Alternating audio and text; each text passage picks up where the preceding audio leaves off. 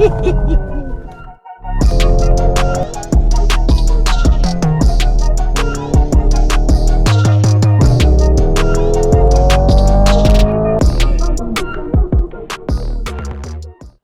welcome back to the channel where I have a Hyundai Ioniq 5N. Spoiler alert, I think it's probably the world's most fun EV. There is loads to tell you, right, because it's got loads of drive modes. So let me talk you through the technical details, then I'll go through all the different drive modes and all the options it has, including the drift mode. So we will see later, will it drift?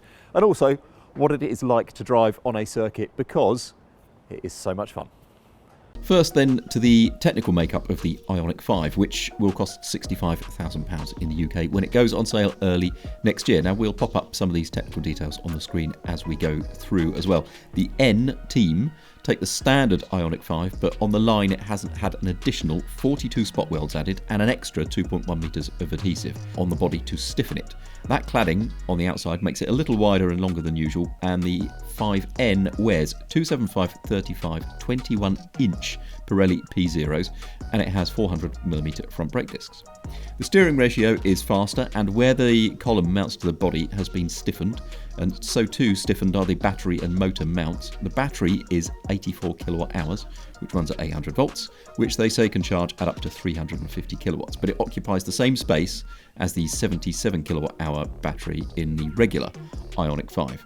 The front and rear subframes are strengthened too, and there are new axles because power is up by a lot. There are two motors. The front one generates a consistent 223 horsepower, and the rear has 378 horsepower for a system total of 601 horsepower. That's brake horsepower. However, for 10 seconds at a time, that can be boosted to a system total 641 horsepower via what they call the N-Grin boost function. And in that form it will do 0 to 62 miles an hour in 3.4 seconds. The top speed is 162 miles an hour, and the whole thing weighs around 2.2 tonnes or 4,800 pounds. That precise figure hasn't been confirmed at the time I'm talking to you. Moving on then to the inside, you can select the N-Grin boost function via the top right button on the steering wheel. There are 3 other drive mode buttons on the wheel, and if you think that the regular internally combusted i30N has a lot of modes, well, it has nothing on this. So there are 3 normal conventional drive modes: Eco, Normal, Sport. Then there's the preset N mode, which is a bit more angry, plus 2 other customizable drive modes for which you use the 2 lower buttons on the steering wheel. To customize what you want, you go into the touchscreen, and this is fine that it's on touchscreen because once it's set up you wouldn't need to delve into this stuff on the move. You can change the steering weight, the damper stiffness, the motor response, the electronically controlled limited slip differential, which is on the rear axle only. You can select how quickly that locks up. You can change the stability control sensitivity and the head-up display layout, and whether you want a synthetic engine noise or not. There's also the N brake function you can select, which when you lift off can give you anything up to basically almost maximum braking force. So you could use it on track and never touch the actual brake pedal. You can select whether you want the power to go to all 4 wheels in standard form, or whether you want power to go to the front in cornering or to the rear in cornering. There's also a launch control function and a drift optimizer, which isn't meant for fast track use, but we will come on to that a little bit later. First though, to some track driving. This will be the first time I've sat in the finished Ioniq 5N on circuit, so you will be learning as I do. Okay, so welcome to the inside of an Ioniq 5N. This is the first time I've sat in this car on circuit. I did drive it on the road yesterday. Really enjoyed it. There is a lot to go through, as I've already shown you. There are a lot of modes, there are a lot of things going on. I'm not sure I'm going to get through all of the modes. There are 7 laps to go through. I've got to follow a car in front. There is a man sitting behind me who I may get his help to change some of the modes, but we'll worry about that in a moment. Right, so one of the things you can do in this car is change the noise. I'm in ignition mode at the moment. You can go through evolution. I don't know how well you can hear it. Or supersonic.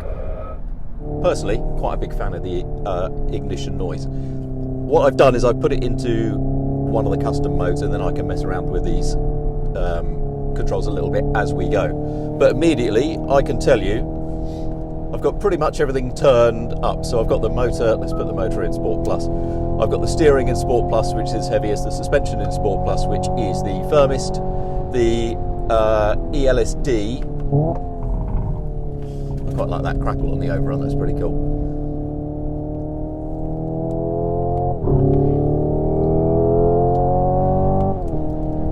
What is cool as well, I don't know if you can hear that, on a half throttle you get a certain amount of noise, and as you increase the throttle, it increases the sort of pitch and anger of the engine note as well, which is pretty slick, I think. For a 2.2 ton car, it feels amazingly agile, and I have a feeling, part of the reason is one, the centre of gravity is very low, but also it can torque vector, so the ELSD can limited slip diff at the back can firm up as it goes through, as you accelerate through a corner to help it turn on the way out, but also on the way in it can torque vector effectively via braking, so it can tug a front wheel in if it wants to. I think it can tug a rear wheel in if it wants to. You would not know this car is 2.2 tons. I've got a round Alcantara wheel, feels really nice. It's a sort of long, slowing corner there. You just feel it want to tuck round. It's really good.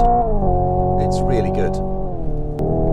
There's a little hint of stabilising understeer in that slow corner, and then just as you come back on the throttle, you can just feel it feeding its way back out again. Oh, that's really nice, just turning off the throttle there, and it just wants to start tucking round. Oh, it's good. It's really good. There is a little bit of lean. I think that's a case that this isn't a car with like massively thick anti-roll bars, something like that. So it's allowed to have a little bit of movement. But that's all right. It gives you something to lean up against. It's really good through there. So there's this kind of sweeping corner that tightens and tightens and tightens, and just as you sort of lift, it wants to turn and tuck in. There is a mode where you can adjust the torque front and rear, but even in a situation where you put all the torque to one end or the other, of course what it doesn't want to do is give you enough torque to sort of oversteer through a corner, but then you get to the straight and you not have enough power. Because if you had an engine at the front, you put it in rear-wheel drive mode, you would still get all the engine power, but just to the back wheels. But here, because there are two motors, if you make it exclusively rear-wheel drive, you don't have all of the power. So it will let you do your thing in the corner, and then as you get back on the straight again, oh, that's really cool. That's really cool, just there. As you got back on the straight again, it would put power to the front. There is a specific drift mode which is separate to the kind of rear drive mode you can put it in, which we'll come to in a bit. There is a little slower separate drift circuit elsewhere around here, so we'll do that in a sec. Oh, that's really lovely. That was fourth gear, if you like. Oh god, it's so good. I am leaving the motor on. In a minute I will, the engine noise on. In a minute I think I will turn it off.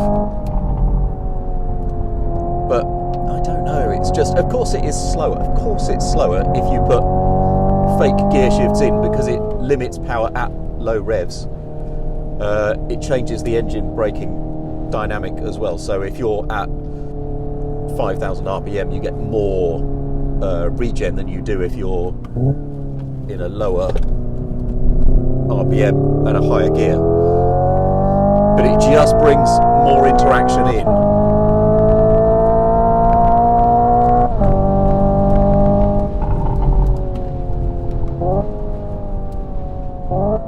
And as N says, this is what, you know, the idea of this sub-brand is. It is about interaction and fun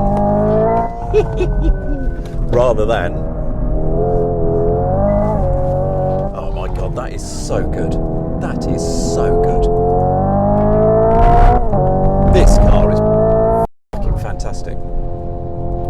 What a great thing. And so the plan is, ideally, in the right circuit, you could do 20 minutes on, 20 minutes off, recharging, 20 minutes on again. That's really hard to do with current battery tech, with current cooling tech mostly. So the guys from N say, look, it works on some circuits, it won't work on all circuits, but on some circuits you can do that. They think it's the only EV that you can get to do 2 back-to-back laps of the Nordschleife in under 8 minutes. If you put this car's battery in its sprint mode, it will go, I think, 10 seconds a lap faster, but it won't do it for more than 1 lap, because the battery cooling is effectively sort of the limiting factor on performance for a high performance EV. You know, it's just thermal management is basically the issue. This is brilliant. Checkered flag has now gone out, so I think that is that for this. I haven't been through all of the modes here. I haven't adjusted the torque front to rear while we've been going. I haven't tried the N pedal mode, which basically gives you full whack, as much regen as it can to try and help the car set up. It's just great. If you just get that nose planted and then it just messes around at the back, it's just such good fun. It's such good fun. So Hyundai says they think this is the most fun EV there is. You know, they have brought it to market before everybody else, a car that can do what this car does. And because they do so many things in-house, you know, they don't go outside to Brembo for the brakes or to Recaro for the seats or whatever. It's all in-house, and they think it's actually, you know, better value than most as well. It's really good. It's really good. I would say this is if you want driving fun, this is the best EV on sale. I don't think there's any question for that. The only thing that comes near it for me is a Taycan, and it just does things differently. This is terrific. This is really good. We will bring this car, I'm pretty sure, to our Britain's Best Drivers Car Contest next year, where there's only been one EV so far, which was a Taycan 3-4 years ago, and finished, I don't know, not that high up the order, but I could see taking this to a sports car shootout with a load of other cars, some lighter, some faster, some more expensive, and this still absolutely holding its own. It's bang on, superb. So I got a little bit carried away. It couldn't work out exactly how to switch off the sound completely as I was going around the circuit, and also the session finished a little bit sooner than I expected and before I got around to it too. But I can tell you, on the road, when you switch the sound off, I mean, it's an EV, it makes no noise, everything is incredibly linear, and of course you don't get those brakes in acceleration. You just get full acceleration all the time. It is a faster car that way. But the short of it is I have not had more fun in an EV anywhere, except maybe a Nissan Leaf on plastic back tyres, but that was a very, very different experience. So there is one more thing to check and one more question to answer via the Drift Optimizer.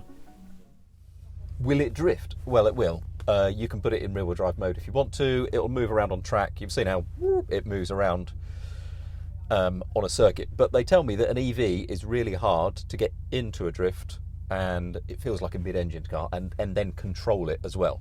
So when ESC off, if you're in normal mode and you turn stability control off, you are on your own. All right, it will go round. If you back it into a corner, you come on the throttle and you want to go round, you will go round. But it's got what they call a drift optimizer. So I have to make sure I'm in N mode, which is not one of the custom modes, but N mode. So that's one push on the bottom left-hand button, and then turn stability control all the way off. And then that enables the N drift optimizer mode on the dash. I can at that point not use the rear to front bias shifter, because that does it for me. I have gears, and then there are various ways, they tell me, to initiate a slide. In fact, there are 3 ways. So let's try the 3 different ways that you can get it to initiate a slide. The first is you come up to the steady state limit, and then as you lift off, you probably need a bit more lateral grip than that. So the steady state limit nudges to understeer, and then as I lift off, sure enough, around it comes. So the alternative is I build up a certain amount, both paddles. Now it should say somewhere, I think, clutch kick. If I pull both paddles and then I'm getting nothing. So I'm coming on the throttle, I'm getting nothing, and I'm coasting just like the clutch is in. So if I got a bit of throttle on, release those pedals, then it goes, there's a delay, then it comes back in. That's interesting. So, ding, foot on the throttle, lift, and away it goes. That is really interesting. The third way of doing it is, as they say, just give it a boot.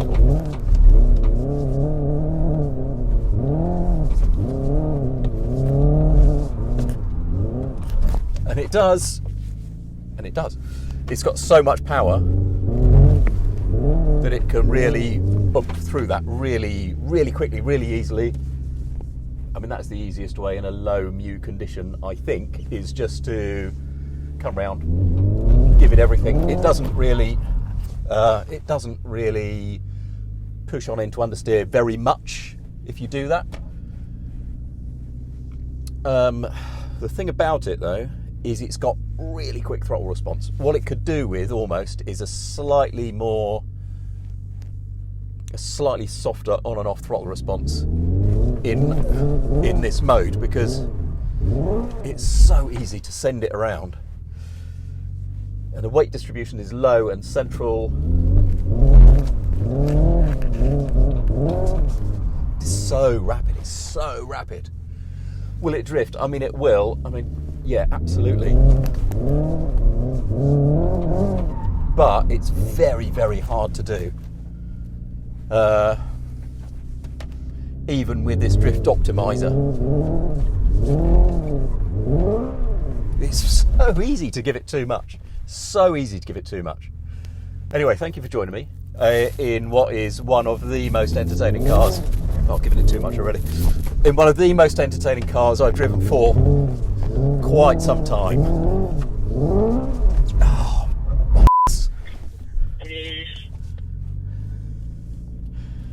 Oh, you can find Autocar elsewhere over at autocar.co.uk. You can find the magazine at themagazineshop.com, where you can get full access to our 128-year archive. I don't know when we'll be back with more Ioniq 5N stuff, but we will, because this car deserves more from us. I don't know what we'll test it against, but it'll do well. Thanks for joining me. See you next time.